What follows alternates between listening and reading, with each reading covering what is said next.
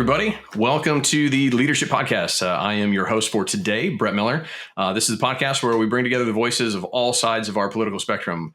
We want to be able to have a civil discussion. We want to talk about topics that matter to the people. We want to get to the hearts and minds and actually go through concepts that actually affect people and not just policy. We want to have real conversations. And so we're talking about this from Libertarian, Democrat, Republican sides, but we want to get into this. And our goal, guys, as you guys know, if you've been listening to a few episodes, is we want to be able to bridge the divides and foster more understanding so that we can have real conversations. But we want to do that to where we can be in a respectful space, right? So let's kind of dive into this today. Today's discussion on leadership is going to be around political correctness and wokeness. Right. You said guys a lot there. I'm offended by that. Oh, bring it. we're already I getting think that's good, right? Because that's really one of those things like with political correctness, right? Is looking at that idea this is one of the things that I was really kind of considering when talking about this is that the concepts of political correctness, I think their intentions were good, right? To not leave people out, right? To make sure that we're being inclusive and not being intentionally offensive, right? But it's one of those that we all have our speech patterns. We have our ways of talking and things that we've picked up. And sometimes we're just unaware of the nuances and clicks and ticks that we have as we walk through things. But the biggest thing that I really kind of pulled from that is I think that we should be looking more at people's actions and not just their words, right? Words do matter. Again, if there is a way to address someone politely and respectfully, and you do that and you're aware of it, then you should do that. But if you come from a different background, different culture, and you say a certain thing, but you're not meaning to be offensive and your actions show that, I think that should play into it as well. But anyway, the purpose, guys, is we want to talk about how these things are affecting our political climate. If anybody's been paying attention to the news lately, there's this drive between woke and anti-woke and everything around that. But how is that affecting our policies? Because I know we talked about this, but at least for me, I'm seeing a lot of news articles on both sides that are driving to that mindset that these two theologies are at a clash. And so I want to talk through that. Are we really seeing that? Is that the day-to-day, or is that just what the political narrative is showing us? Yeah, as the resident of the great state of Florida, where Governor DeSantis says woke goes to die, I'll just start by saying, there's a lot of legislation that has recently gone through our state legislature that is anti-woke, and it's everything from there's a ban on teaching CRT in K through 12 schools, which was never being done to begin with. I think there's a ban on litter boxes in the classroom, which obviously never happened. It has become a way to own the libs or to poke Republicans in the eye. We use it to kind of attack each other when like you said, I think originally, it started with politically correct, right? You can't say this word anymore, or that, don't say guys, say people, or, whatever. And it started, I think, from a decent place, trying to make sure that people weren't excluded, and it has kind of gone from there.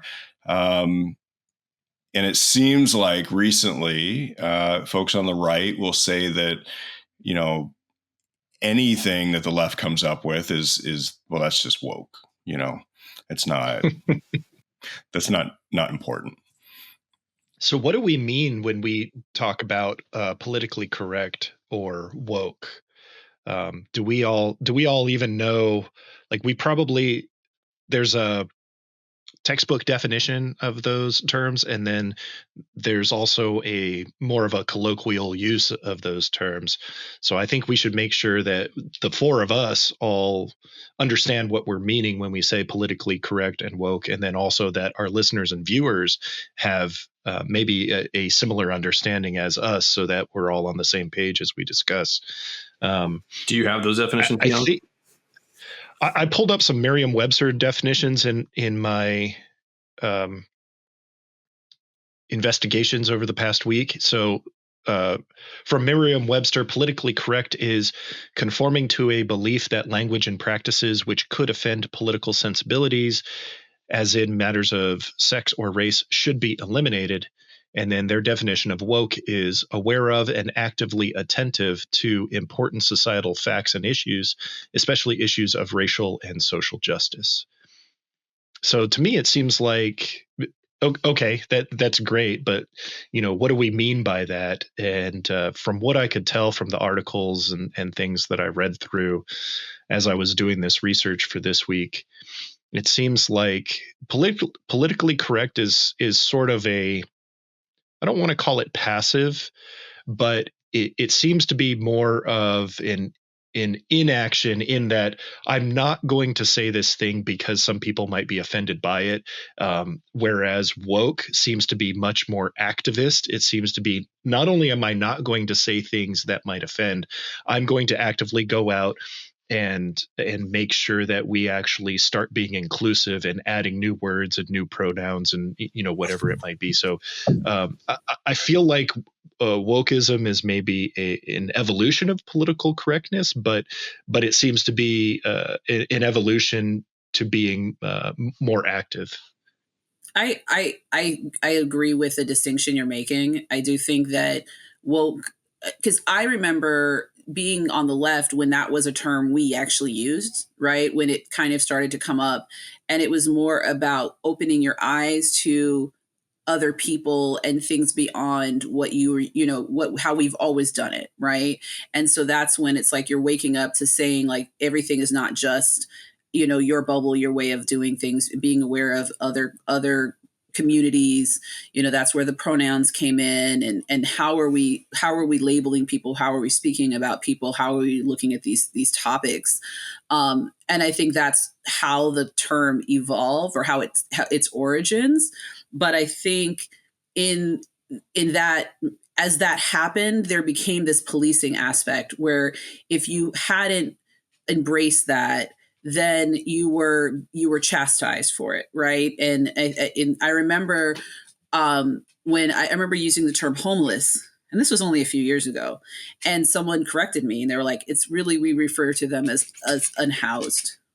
I was like, okay, but I get it. It's a new term, but again, it's like I feel like on the left, the more you use these terms, it signaled that you were woke, like that you were aware of all of these things, and you were very conscientious of trying to say it in the right way.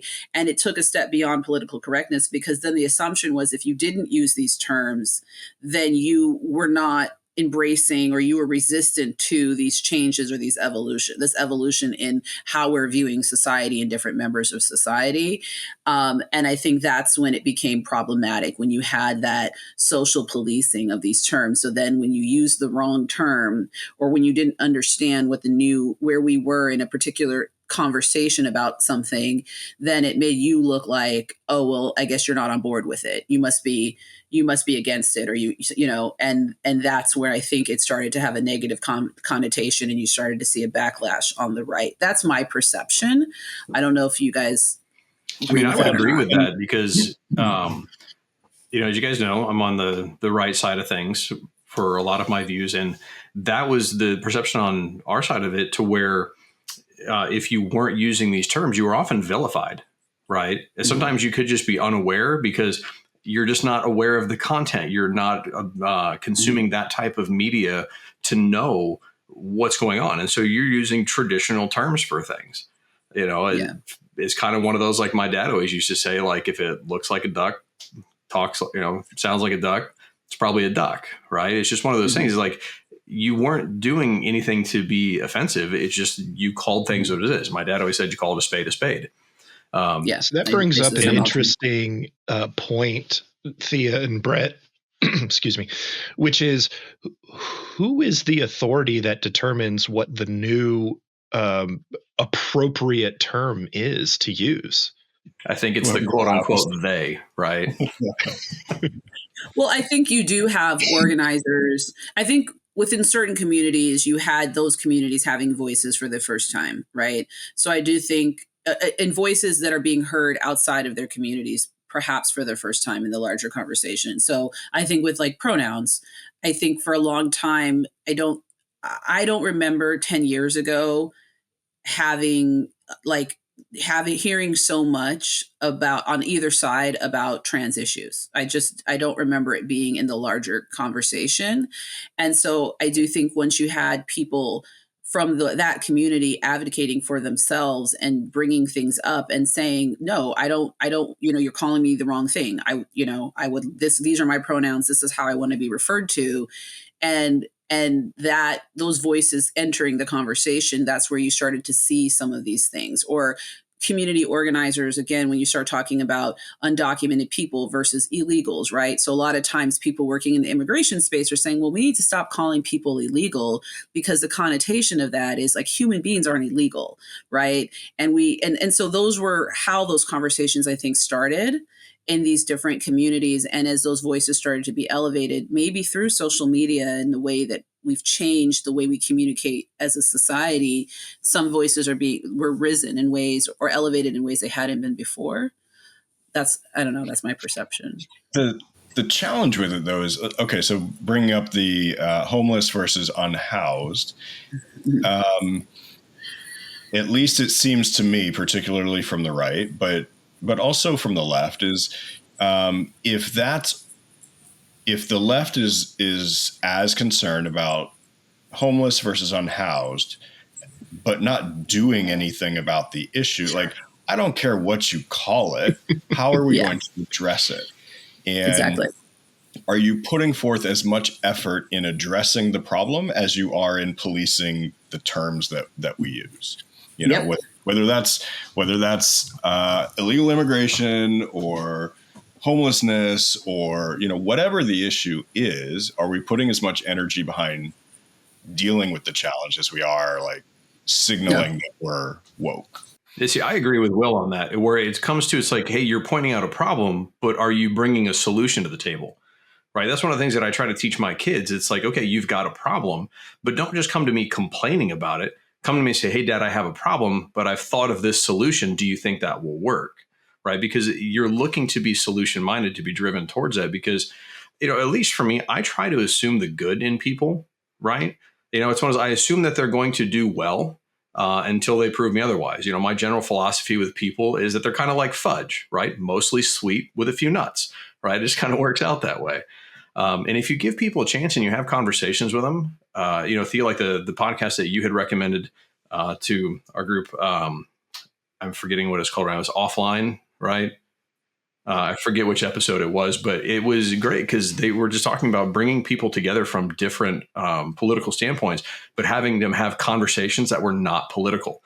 And they just got to know each other as people, as human beings. And I mean, I think that's the most important part, is to foster that dialogue. And so if we can continue to come into these situations and we're actually looking to help people and not just, like you pointed out, police everyone for the exact verbiage that they're using and then vilify them for that.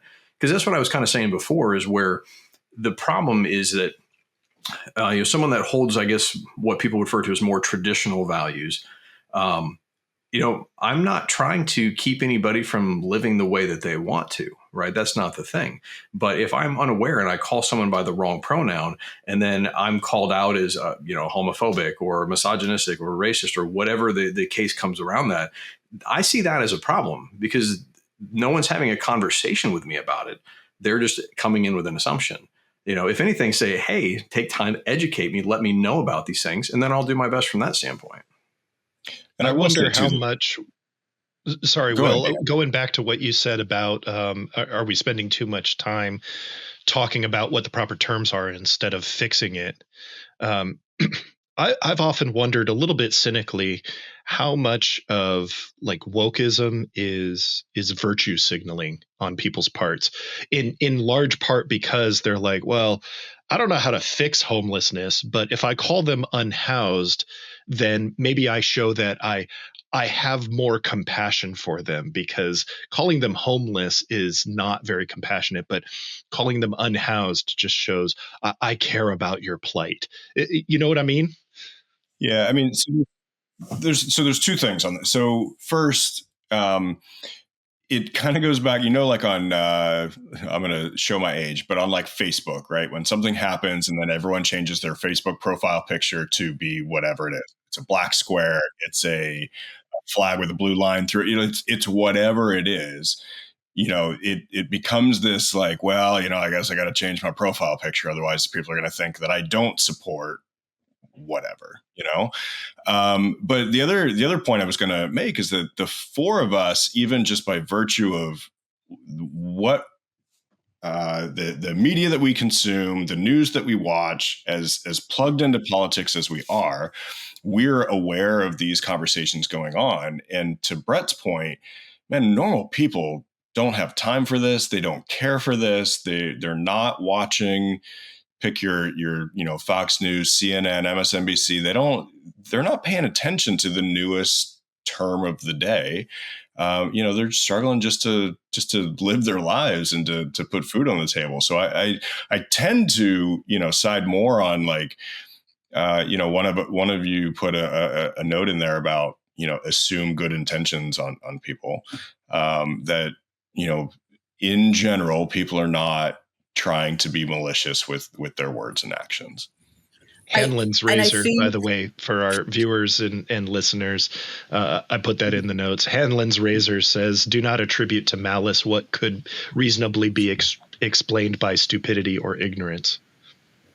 But I want to piggyback off that, though, the ignorance piece. The problem, so I guess my minor defense I'll have of wokeism or political correctness is that I think so many people are content to be ignorant. And I think that's what some of the initial push for wokeness is that don't just like allow yourself to be asleep, right? Like that's where be open and aware of what's going on and how things are changing and why it matters, right? And so,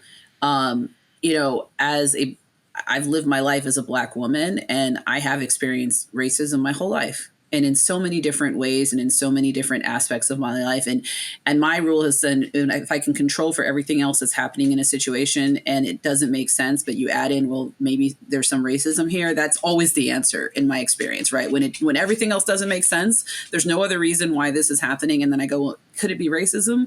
When I plug that in, it is. But then when I talk to people who haven't lived in close proximity to me or other Black people, they have a hard time believing that. And they have a hard time even imagining the world that I live in, even if I live next door to them. And so I think what you started to see where you get the value signaling and you get the policing is you have people who are frustrated with people just being like, well, I didn't know. Well, it's like, well, it's time you wake up and learn, right? Like maybe you should know. And your choice to not know and not engage is a privilege in itself, right?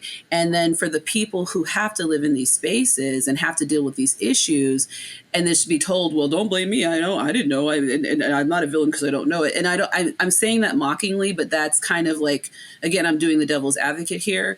It's just this feeling of like, well, that must be nice. It must be nice to not have to know these things are an issue and to not have to be aware, to not understand these things.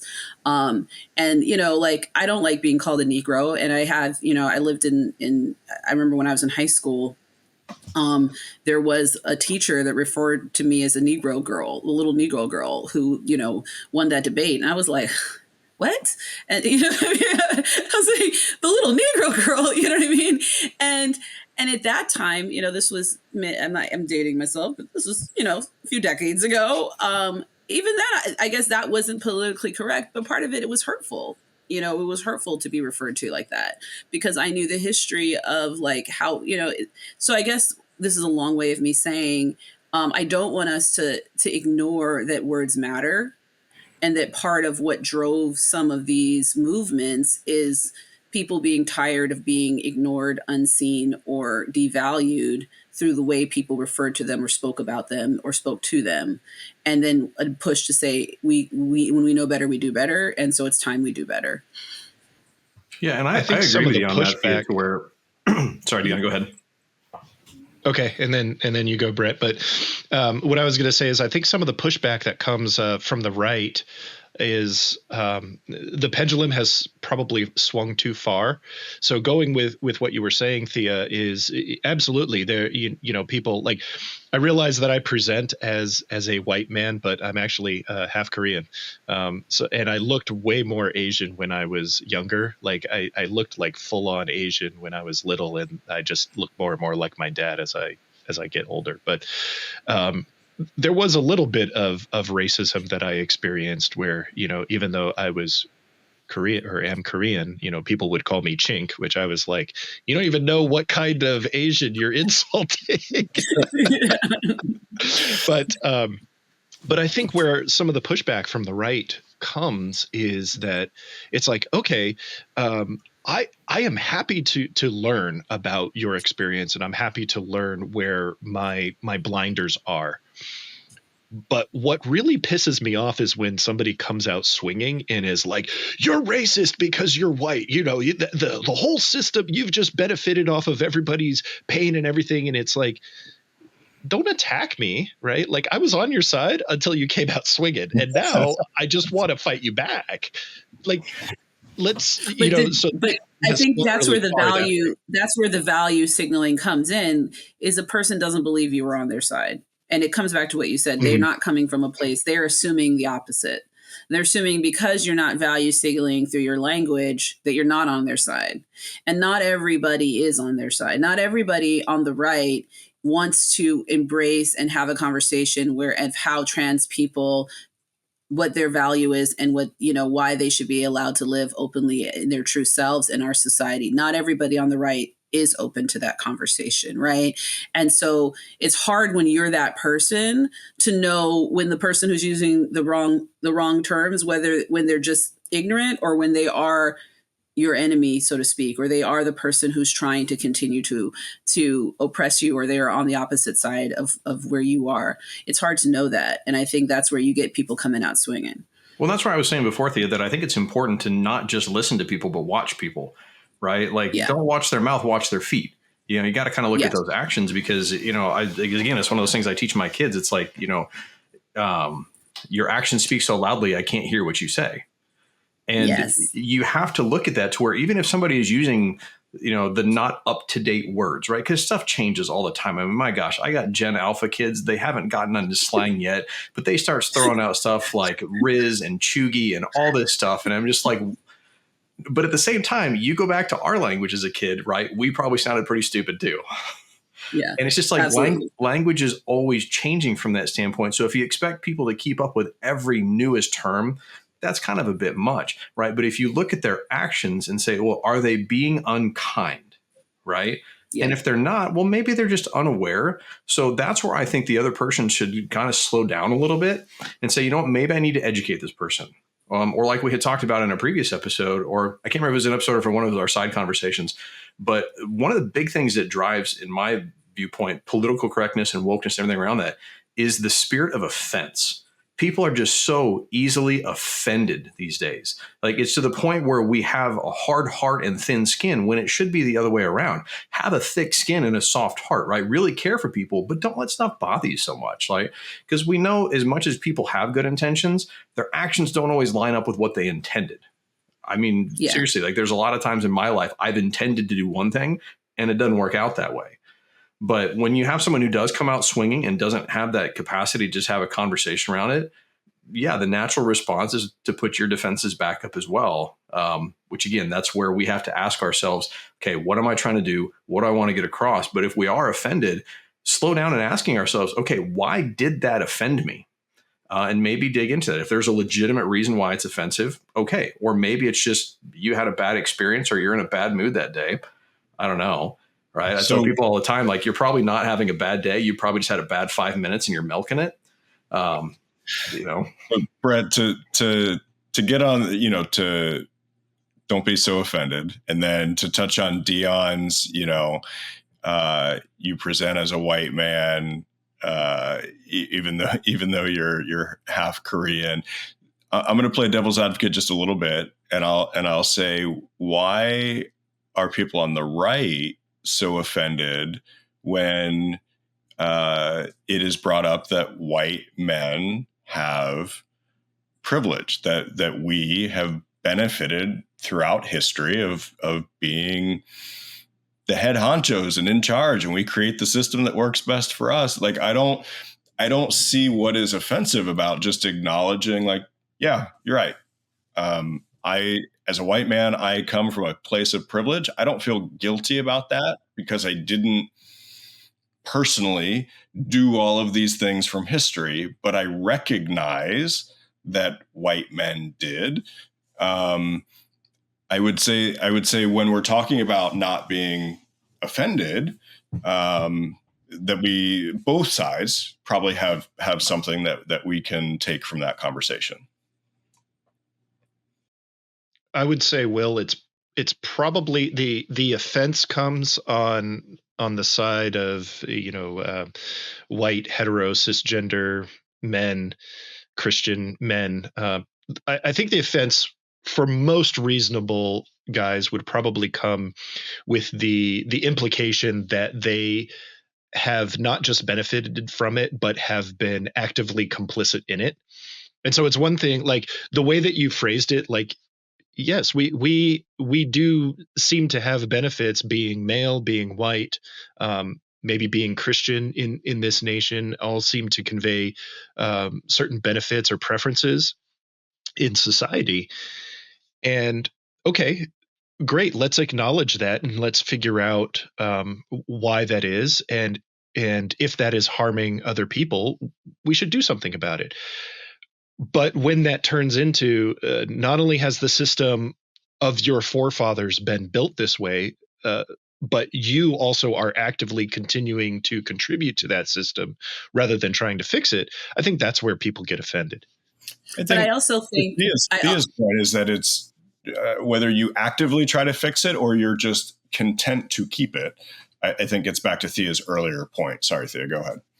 Yeah, I was going to say, because then I think what ends up happening is when people attempt, whether they do it successfully or not, to dismantle those systems, there's backlash from those same people who benefited from the system. So then at that point, there's a viewpoint that you are complacent and you are, because it's like there's that tension when someone points out that the system was built to benefit land-owning white men, like the way our initial government was formulated. And then over time, maybe it's grown a little bit to include others, but it still excluded many people throughout history. And that tension is when people are trying to like pull out these ways where, the system has held back or oppressed certain groups of people. And then there's resistance to that. The people who are resisting quite often are white males, right? And I know, I've dealt with, again, I've said on the podcast before, I do, one of my specialties is employment law. So I deal a lot with perceived, this whole reverse discrimination.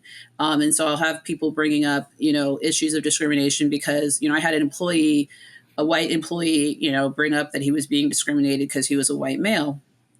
Legally, yeah, that's a thing. But he was doing it on trying to use the concept of reverse discrimination, which isn't a legal term. It's not, it's either you're being treated differently because you're white. And his logic was on being treated differently because I'm not Asian in this particular context, right? And Asians are getting all these advantages that I'm not getting. And it was a very difficult thing to try to suss out because it really wasn't in that particular time, in that instance, it wasn't that he was not getting certain benefits. It's that what was happening within that company was they were trying to dismantle, barriers that had existed for a particular population of employees.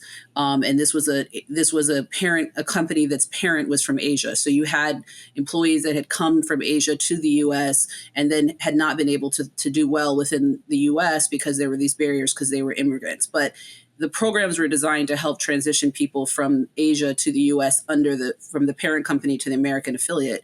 And it was so interesting to see how that person saw, well, I'm not getting these benefits. But there was a real business reason that was driving these programs that had nothing to do with trying to exclude this white male employee, and it was just, and I'm rambling, but my whole point is, when you get that resistance, and he was just offended because he saw Asian employees getting a program that he wasn't getting, and he was offended by it, and he was angry, and that was the end, full stop. So that's where I think some of, when you're on the other side of that, you're looking at white males going, well, see, Like we all get offended by things, right?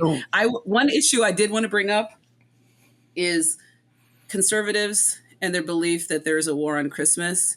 And I know there was a whole issue with Santa's race that has come up by some Fox commentators in the past, this idea that of course Santa's white. Santa's not real, people. So not only, but was offended at the idea of someone having a black Santa. And it's like, why are you offended by that? Like it's like it's a fantasy creature, So there are times where it goes both ways, So Thea, real quick, I just wanted to bring up there's a book that I started listening to on Audible during my long commutes, and it's called Discrimination and Disparities by Thomas Sowell.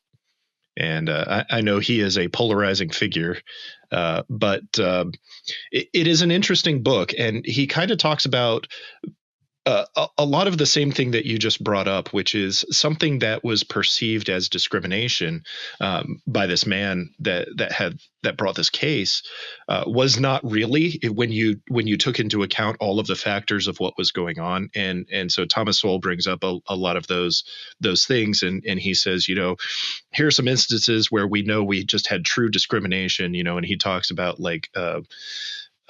separate but equal schooling and those kinds of things. But then he also talks about some instances where, it looked like discrimination, like in banking and stuff. But when you actually dug into the data, he brought up this one town where actually the black owned banks were actually rejecting black mortgage applications at a higher rate than the white owned banks. And so when what they did was they said, they looked across all the banks in particular, all the banks, and they were like, blacks are getting rejected more than whites. And then when you actually broke it down by who owned the banks, they were like, well, but black people are rejecting the black people more than the white people are. So it's probably not strictly a race thing. So anyways, it's an interesting book. I'm only in chapter 4. I'll let you guys know how it goes. But I do believe that not all issues where somebody perceives discrimination are true discrimination, but that there are issues of discrimination that are going on that probably people who are not normally discriminated against probably miss because it's not affecting them. Yeah. I would wholeheartedly agree with that from just my experience, my professional experience. And kind of getting back to how is this affecting our politics? Will kind of brought up, I feel like my perception is now what you have in the pendulum swinging in the other direction is corrections to problems that didn't actually exist. Like having outlying, litter boxes in a classroom because what was it based on some perceived that someone wanted to live because they believe they're a cat or some, I don't even remember what that the basis of that is, but now we're correcting for non-existent problems in policy. And it kind of goes back to what Brett, and I think both Brett and Will have made this point. You're correcting the wrong thing. So now you're not actually dealing with things that are real problems in our society, but we're just value signaling through being anti-woke and trying to stomp down the left and own the libs. And we are having conversations about issues that are small or non-existent at the expense of really focusing on problems that are much larger. Yeah, when you start looking at policies and stuff, Thea, that are like that, this is where it comes back to our conversation that started this whole thing is like, what's the role of government? Where do they play in this? Because I think a lot of the stuff they don't need a space in. This is where we end up with ridiculous rules. Like, I grew up in Arizona, and one of the rules that's there is donkeys are not allowed to sleep in bathtubs. Like, that is a law on the books, right? And I think it's in Minnesota. It's either Minnesota or New York. I can't remember, but apparently giraffes cannot be tied to parking meters. Right. Stupid stuff like this ends up on the books because someone felt there needed to be a law for it. And I think that's kind of where we're going with some of this stuff. It's not necessarily government's place to be in that. It just needs to be more the community needs to handle it how the community needs to. And that's what the deal is in Florida is that, the Democrats are in the super minority and we can't control anything in the state house. But the state house, the Republican controlled state house keeps passing these anti-woke, own the lib laws that aren't addressing actual problems or actual needs. So a lot of the Democratic pushback is like, nobody cares about that, but the counter argument from the Republicans are like, well, obviously someone does care about it because you people keep saying XYZ, whether it's pronouns or whatever. So therefore we have to make a law about outlawing CRT, you know? But that's the thing, is we end up getting caught in this kind of echo chamber argument thing about stupid stuff that nobody actually cares about. I shouldn't say that. Obviously, certain people care about certain things that actually do affect them. Yeah. But for the most part. Well, I think when we say stupid stuff, it's like the cat litter law. Like that feels stupid when you unpack it.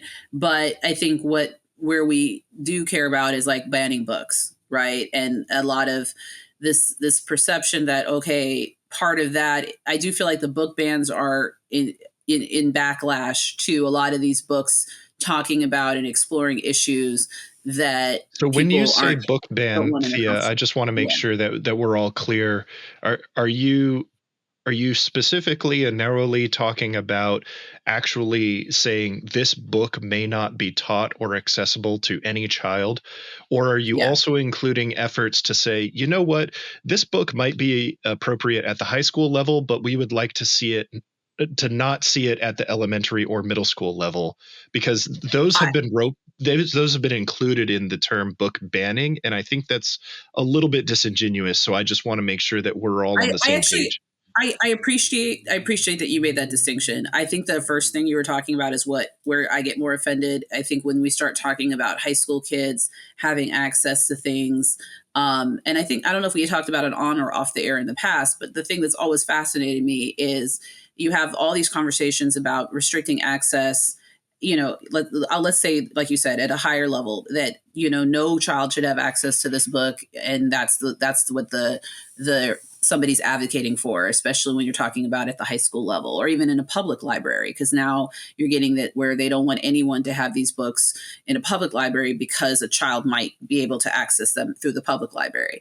And my issue with that is those same parents, I'm like, I have not seen you come and talk about access to the internet just in general through the school phones in the classroom, and think like you could ban a book, like that child's much more likely to cross that information on their phone, you know. And I've always thought that was mind-boggling to focus so much on how your child may access this information through a book.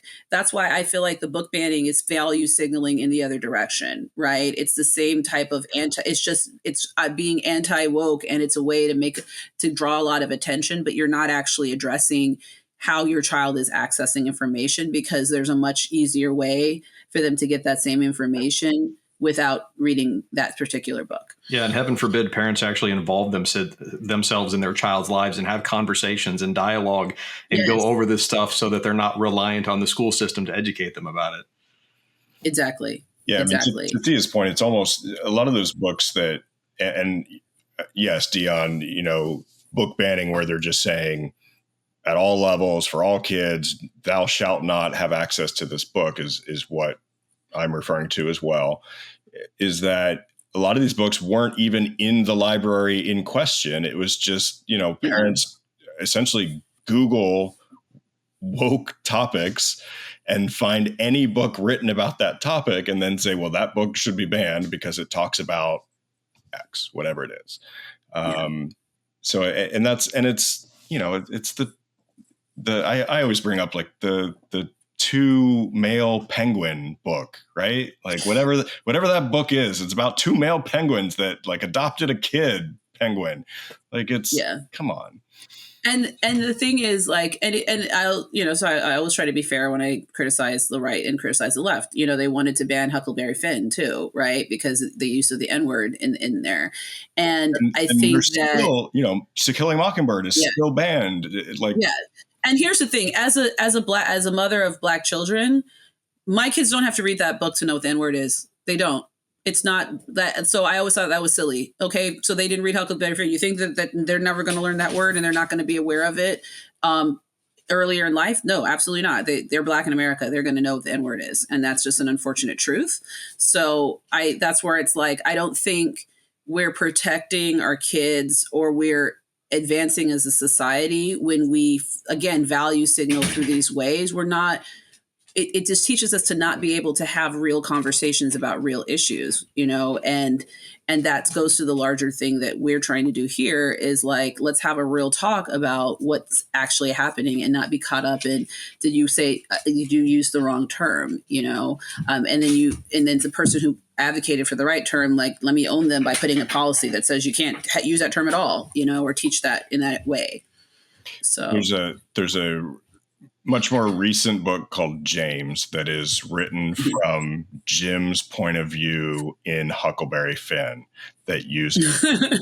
My goodness! It's actually I loved the book and to just hear that story, but from Jim's point of view. But it uses the full N-word in it, and when I came across it, I was like, oh boy, holy crap! But it was in the same way that Huckleberry Finn did, it was the same. It's I don't know. It's the same. I recommend the book. It's good. So I'm going to have to bring out just a little bit of libertarian while we're talking about policies and woke influence on policies here.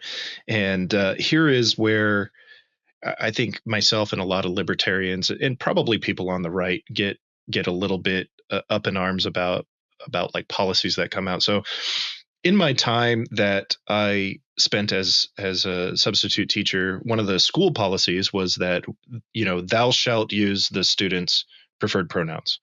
Now, as a reasonable human being who appreciates that other human beings are themselves valuable individuals, if they have a preference, I'm more than happy to be like, yeah, okay. Because in my mind, like, if somebody's name is James and they want to go by Jim, it's really not that different, right? Like, we do that all the time.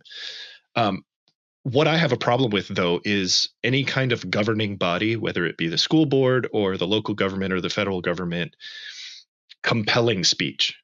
And those are the policies that I get. I just fundamentally get ticked off about. It's another one of those situations where I was like, well, I was gonna do it, but then you ordered me to do it, and now I'm not going to because you don't have the power to order me.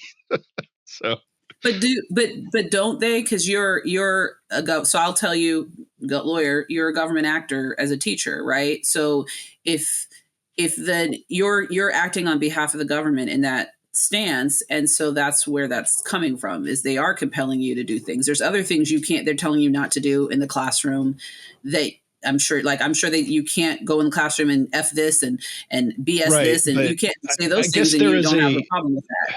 I guess there is a subtle but important distinction between acts of omission and acts of commission, right? So to me, it's like, we want to have an environment where you are not saying these certain things because they can be offensive or triggering. It's like, okay, I can refrain from doing that thing, but saying you will use these specific words, I have a problem with that. I have the libertarian in me has a problem with being compelled to say certain things, because where does it stop, right? These are the same school boards.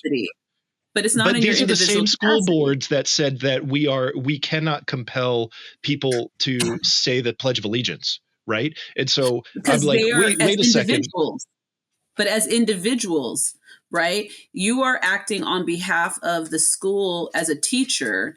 So they're not saying parents that come into the school have to use the right pronouns for other kids. They're not saying even that other students have to use the right pronouns. But they're saying that your role as a teacher, who you are actually employed, you're a government actor in that moment. You're acting on behalf of the government, and so therefore they are compelling. But what if you have a religious or other belief reason to, like, I'm not a fundamentalist to where I, believe that God created us man and woman and that is immutable. But there are people who have that belief, right? Where they say, like, the Almighty God created you as a woman. Who the hell are you to say that you're not a woman? And therefore, as God created you, I will call you, that kind of thing, right?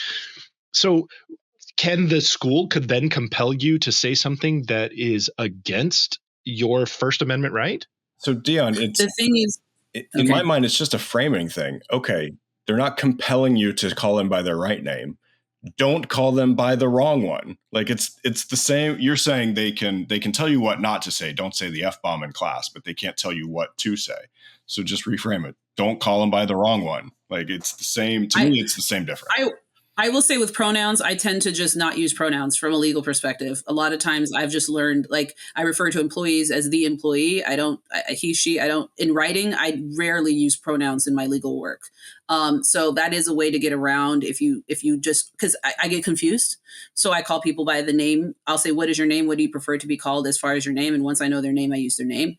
But coming back to what you were saying, there are religions that don't believe that men and women should be educated in the same classroom, in the same space. There are religions that have all sorts of different implications of how people should be treated. And we have established a separation of church and state. So again, when you talk about in public education, you're a government actor. You don't have to, basically the reality is there's a fine line between when your religion is impacting your ability to do the job and have other people be free of your religion. So that's a tension. The Supreme Court hasn't answered the question. It's that you're posing the specific question you're posing, and I don't know how it will come down. I could guess, but in other instances, they have said at the end of the day, it's the freedom from religion in that setting that wins the day. I don't know if that will continue moving forward, but that's the tension you're describing. Yeah, and I appreciate that explanation. It does make sense. And Will, I do think that you brought up a fair point. That is something to consider. But the one thing that I think is what probably makes schools a very just contentious area in general, whether we're talking about pronoun usage or transgender bathrooms or whatever it is in schools, right? CRT, is that one, attendance in school is mandatory, and two, the vast majority of children attend government public schools, right? And so they're like, you are making it a law that I put my child into this environment, and you are controlling the entirety of the narrative that my child is exposed to for 8 hours a day, 5 days a week. And so I think that's where people sort of get really emotional, right? The mama bear comes out because that's my child, and how dare you teach my child this thing that goes against what we believe and everything. So yeah, I don't know. It's hard. It's hard. And the thing that sucks is, like, this is what I feel empathetic, but I can't unhear it. The arguments, a lot of times the same arguments you hear today that, about the topic that you're discussing were the same arguments that would have argued why I shouldn't have gone to school with the three of you, right? And I shouldn't be in a classroom with you. And that motivated people to attack Black children that were coming into schools when they were desegregating the schools, right? And so that's the thing when you talk about wokeism, is I think there's also a fear from some people that, like, not wanting to move past those times and not go back or stay in those types of times, right? And then when the arguments echo previous arguments that were made, that's where people start to go, see, that's where it's like, well, this person just must be a bigot. And I'm not calling you a bigot, but that's the perception, because when you're echoing the language of previous people who were bigots, then it's like, oh, see, this is where we are. This person they're not coming in good faith. They're my enemy. And that's when you get that nasty reaction and calling someone a racist, calling them a misogynist. You know what I mean? I think that's where some of it's coming from. And it's hard because it's like, again, what is it that that each side is advocating for and against? I think you're doing a good job of explaining, well, okay, this is where I feel uncomfortable, and but I guess my question is, other than being compelled to use a pronoun or particular thing, is there anything else about having to use the pronoun that bothers you, or what do you think bothers other parents? Oh, me personally, like I said, I try to treat each individual person as an individual with dignity and respect, right? So, like, if a person comes to me and says, this is how I identify, and okay, well, that's how I will address you, right? It's the government then saying not just thou shalt, but thou must, right? It's that kind of, that's where I just get my hackles up. No matter what it is, when the government is compelling its citizens to do things that just gets my hackles up.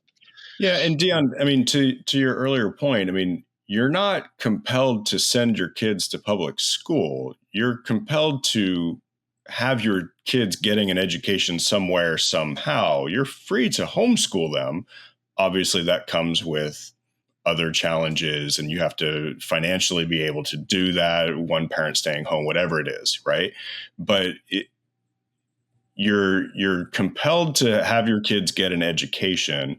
Public education is provided and provides a broad brush. We try to meet the needs of as many people as much of the time as we can. We can never meet all of the specific needs of all of the specific families and beliefs and everything else. Public education does the best that it can. I don't see how it can't be all things for all people, you know? Well, that goes back to our previous conversation about the education system and everything. And, part of the problem, and our son is in private school, and a large part of that is because we were unhappy with the public school that is here. What's unfortunate is we live in a very high cost of living area where property taxes are very high. And so, it is a financial burden to put him into private school. And so luckily we can afford it. But for families who have objections to either how or what their children are being taught in the mandatory publicly available school, if they don't have the money to send their kids to private school or the money to have a parent stay home and homeschool, then they don't have any options, right? And so again, it's the government compelling you to do a thing, and then being very much in control of how that thing is operated. But that's where as a libertarian, I think the thing that I struggle with, and not just from the libertarian perspective, but from the conservative perspective, is like I struggle with what the thing is that there's the opposition to. Like, okay, I'll use CRT as a good example. I did not know what CRT was until I went to law school, and it was part of the curriculum in law school. I can tell you that was not being taught at lower levels. It was critical race theory is so intricate. It's an interdiscipline, subject of the law, and it's talking about how property laws, redlining, different things that were based on race and discriminated on the base of race impacted other aspects of the law and other aspects of people's lives under our government. That was not being taught in elementary school, right? Like no one's talking about Washington v. Davis and Brown v. the Board of Education and how those decisions impacted, who could live in what neighborhood and restrictive covenants and subdivisions. Like it just was not a thing. And so it just blows my mind that we're actually governing against something that just never was a thing. But we are teaching that some of the forefathers owned slaves, and therefore that must be CRT. And that's the thing. It comes back to woke, like what we said, are we on the same page with what is woke? That's the reality. And what I remember having a conversation with somebody, and they were talking about when you go to the National Black History Museum, the Smithsonian National Black History Museum in Washington, D.C., there's a place where they have like a display that talks about the founders. But if you read the plaque, it states that, Thomas Jefferson owned slaves and was known to have children with his slaves. And, and there was a white person that was with me on this tour. And she said, well, that's not fair. Him and Sally Hemings, they were in love. And I was like, he owned her and she was 13 years old. But it's, history will be kind to me for I intend to write it, right? So we have written in our history these narratives that soften the blow of the reality of who the founders were. And so just teaching history as it is, all I said was Thomas Jefferson owned X amount of slaves. He had children with a child slave. That's it. Take with that what you want, but that's just the facts. But why do we need to add in this narrative that, there was love there? He wasn't a bad person. I don't care what you think of him based on those facts. So to be fair, though, I mean, you don't honestly think that there aren't any schools in the country that were going beyond that and teaching So I don't have any personal experience with anything that would be CRT like, and I do appreciate the legal But definition that's of not CRT, but I CRT. think what That's not no even no no no, but CRT. That's yeah, I'm just, getting there. So yeah. I think a lot of people on the right in particular, when they use CRT as shorthand for, really, I think what they mean is like Ibram X. Kendi style anti-racism is what they truly mean, and they just use CRT as shorthand for that. Now, I mean, I've seen it. I've seen it in the media, and I've heard stories. I've not experienced it firsthand, but there are people saying that basically in like elementary schools, their white children are being told that they are evil because they're white.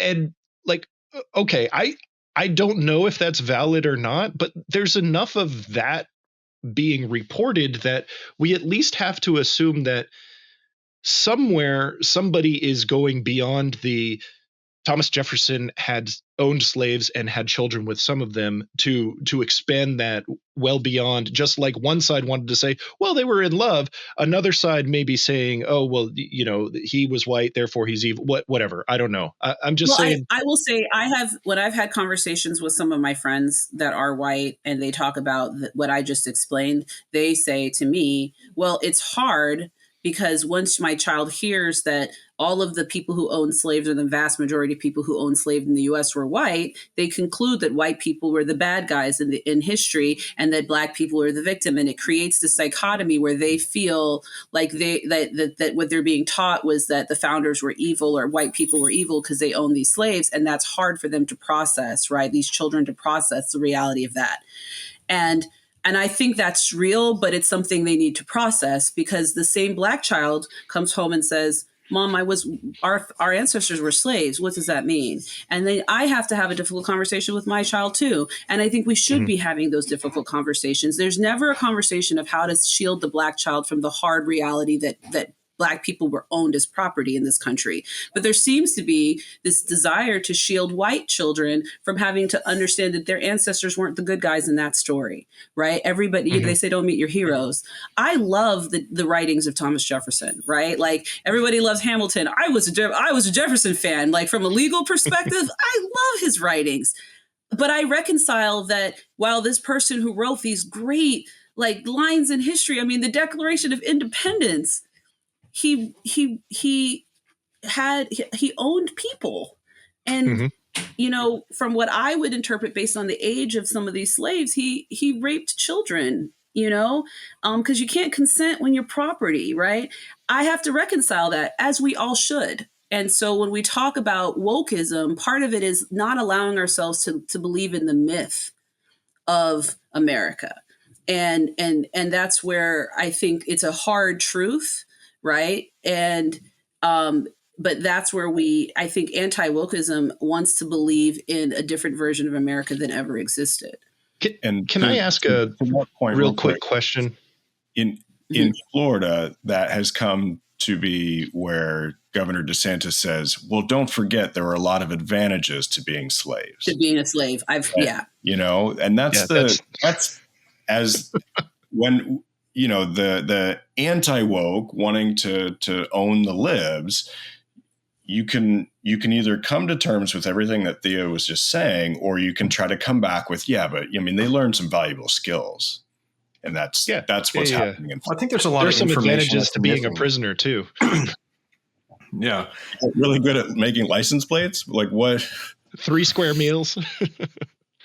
Well, I think there's a lot of information that's missing, though, because one of the things that when you're reviewing history that a lot of people forget to take into context is we try to bring our 21st century mindset into something that happened several hundred years ago, right? If you go back and read documents from that time frame, the up-to-date medical science at that time said that Black people were inferior, right? Now, we know today that that's incorrect, right? That it's just not true. So Brett, I'm gonna cut you off here because I've had this discussion with people before, and I always have to stop this. I was as much a human today, and my ancestors believed they were as much a human then. As like maybe white people saw black people differently, and we know better now as a larger society. But if you go back 400 years and you talk to my ancestor, they thought they were a full human and deserving of all the things that life had to offer. I don't think slaves didn't know they were human. Even if white people thought they were inferior and believed that, that doesn't mean that black people ever believed that. Yeah, and Thea, I'm not saying that. Argument, that's right. I think if you let me get to the point, Thea, that's where I was going with it. It's like you're justifying that, well, they didn't know any better back then, and we're trying to assert our values onto the past. And it's like those values were wrong then, is the thing I don't understand, this argument. And that's what I'm getting to, right? Just because it was what was perceived as common knowledge back then doesn't mean that it was right. We could say the same thing 400 years from now. What things do we believe today that we're going to find out 400 years are completely wrong? Yet we were so convinced of it in the moment. Right. And so that's what I'm saying. Like when we go back and look at these things, like we're trying to bring our 21st century mindset into these. And I'm not saying we have to agree with it, because I don't. Owning people is wrong. It has always been wrong. But there's also the fact, too, that America is not alone in this. I mean, gosh, slaves have been owned throughout history across the entire world. Like it's not a unique problem. But if you look at countries that were the first to end it, that changes things. Right. It never makes it right. It never has been right. When you say we were so convinced, who is we? And I think that's where you get and of course my dogs are barking. That's where you get the us versus them, right? We were so convinced. We are not alone, but I don't consider myself part of that we. And that's where it's hard, because sometimes where people are, when you talk about wokeism and political correctness, there's a group of people that are on the outside. And when they hear other people saying certain things, it just makes them feel more on the outside, and that's where it's a struggle. Yeah. And no, and I mean, I understand where I'm coming from, Thea. Is like, again, this we started our conversation with, like, we have certain ways that we say things and stuff, and you can't always take the exact verbiage of somebody else. You have to look at the intentions and the heart behind things. My personal standpoint, as I've said before, is I believe people are created equal, that everybody has an incredible value. And so that's why I said, like, to own a person, it's never been right. I don't care where in history it was. I don't care what people believed. It's never been a right thing. But again, there's different spots in history where people had different viewpoints and they were limited information. And, we didn't have the ability to tap on glass like we do today and touch the world and access so much information. There was limited access to that. And that obviously impacted the way that people lived and handled and did things. It doesn't make that it was right, but you have to be able to look at it factually. Like you're saying with Jefferson, right? These things happened, right? Now you can form your own opinions about the guy based on that. You're just like yourself. There's great things about the man, but there's other things that were not so great. I think most people, if they looked at us through across history, probably would say the same things about us. Right? Absolutely. We're imperfect people, things that are there, but that doesn't mean that great ideas didn't come from that. And I think that's where we see issues, to where people are trying to just this cancel culture to go through and just erase everything that had any ounce of evil to it. You miss out on a lot of good that comes with those things. This is where having a discerning mind and having critical thought processes to be able to go through and evaluate and come up with ideas yourself and not just believe what somebody tells you is an important thing to go through and do. And I think that's where there's a lot of pushback on just sort of like the wokeism and the cancel culture and just like the denouncing of everything that ever was because it had an ounce of evil in it. I don't know. I think there's a lot of traditional values that people have that do still have value to I think it's the opposite. It's not wanting to highlight the evil, right? A lot of times I feel like when you talk about the way that the curriculum is changing and not wanting to talk about slavery in a negative light, it's because to not want to have to address, well, what does that mean? What does that mean? And have that more difficult conversation to say some person could have done these good things and also done these bad things at the same time, and have that honest conversation where, like, we're not always the heroes of our own story, and the promise of America is not that we got it right from day one and have gotten it right every day since. It's that the promise of America is that we're always working towards being a better people. And I think that's where I have a hard time with Make America Great Again, because I've always tried to figure out what that point of greatness that was supposedly lost, when there were always people, in particular Black people in this country. Our history my dad went to a segregated school. So I don't have to reach back that far to say, this is, slavery times, right? We're talking my father, my dad can tell you his memories of having to change schools when they desegregated the schools. He remembers it vividly. So anyway, when it comes to the woke conversation and all of this, it's still this feeling, this tension of wanting people to acknowledge that we haven't always got it right, and we need to do better, but also not vilifying people who appreciated certain aspects of the past. And I apologize that I don't want to do that. And I hope I'm not doing that to you, Brett. But it's also like, I guess the offense, I do feel the offense because I've listened to people justify versions of slavery for years. And it's really hard to hear over time. Yeah, and I hope you understand, I was not trying to justify slavery at all. No, you're not. But you're making an academic argument that I always feel like is like the gateway drug to people feeling better about themselves and how. And I understand where you're coming from that. I totally get that. And that's not at all I was doing. It was just pointing out the fact that we're trying to retroactively look back, hindsight's 2020, and we can see everything that was wrong with it. But when living in that moment, it's just hard to do, right? Just like I said, people are going to look at our lives several hundred years from now, and we're going to have a lot of things that are pointed out like, wow, you did that? That was the dumbest thing I've ever seen, right? I would imagine our kids are probably going to do that to us somewhat. My kids already do, because they know everything. So we are just over an hour now. So I'm thinking that we probably should wrap up and come back around to what wokeism is doing to our political discussions real quick, and then talk about what's been making us happy. So, Will, why don't you go ahead and kind of start our closeout? I mean, the last thing I was going to say is that it on a lot of these topics, there seems to be a group of people that doesn't want to have difficult conversations, that would like to remain in a bubble of some sort where, we don't want to have difficult conversations about the fact that white people used to own black people. We don't want to have difficult conversations about the fact that some kids have two dads. We don't want to have difficult conversations about some kids are biological male, but would like to be referred to as she. Like, these are difficult conversations that acknowledge that there are things outside of our own lives and perspectives. And I personally, I don't see anything wrong with that. And I think, just to your point, how it's affecting our politics is that it just ends up being a lot of, like I said before, owning the libs and creating laws that have no point to solve problems that don't really exist. That being said, what makes me happy is none of that. I had the opportunity to take my daughter to her first, it's called TSA, Technology Student Association. It's essentially a STEM club. She had a regional competition across the state. We drove there. One of the events that she competed in was a career prep. She's in 6th grade. She had to write a cover letter and a resume and then do a job interview. And she is transitioning. She's in 6th grade. She's going into middle school, right? She's growing up. She's becoming this beautiful young woman.